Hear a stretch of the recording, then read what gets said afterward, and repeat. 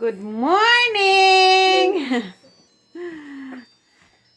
Papakita ko pala sa inyo guys yung aking mga nakuhang leftover. Yung mga natira palang kamatis, ayan ang dami.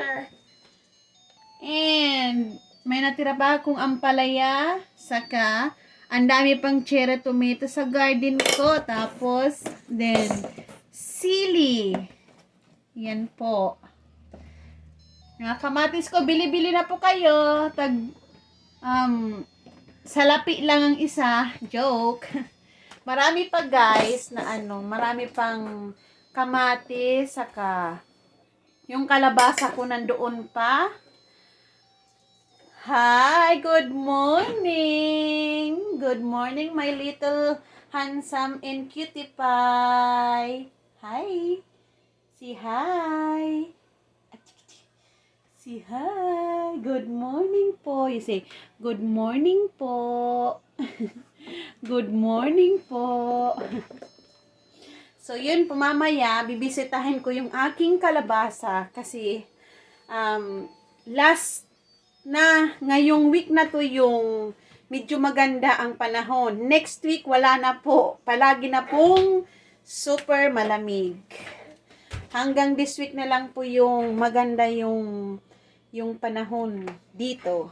So, yun po guys. See you later.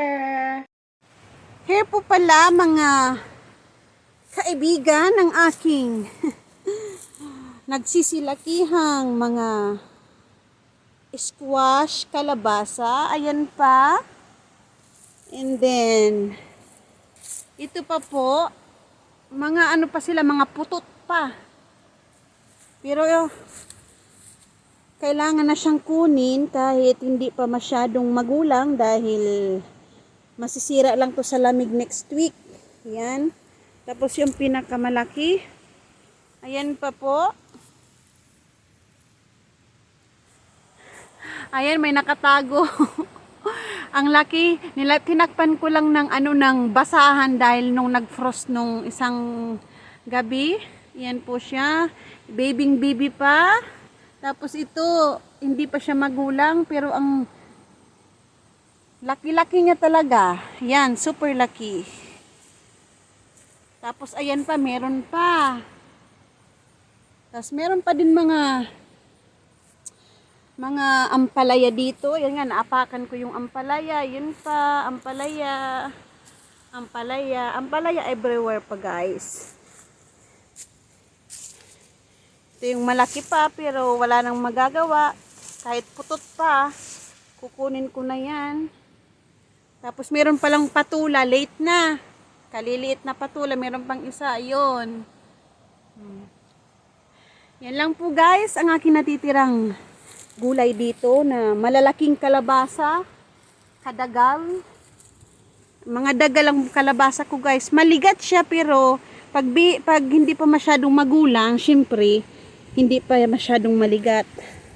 And ito pala yung mga kamatis ko. Pinagkukuha ko na nga isang araw. Ayan, nasira na lang. Ang dami pa guys, bunga. Ang dami pa niyang bunga guys. Then ito yung aking mga sili. Meron pa din. Kunin ko din yan kasi sayang maisama sa paksiw. Tapos ayun pa po oh. Tapos may tumubo pang pichay. Yan, aking sili din. Andito pa po marami akong cherry tomato. Ayan po, marami pong bunga. Nagsipaglaglagan na yan. Ayan po, oh. As in, madaming bunga yan. Nakatago lang sa ilalim ng yan. Sa ilalim, nakatago. Hindi ko lang mahawakan dahil kasama ko tong aking maliit. So, yun guys. Tingnan nyo guys yung mga dito guys. Mga kahoy, yan.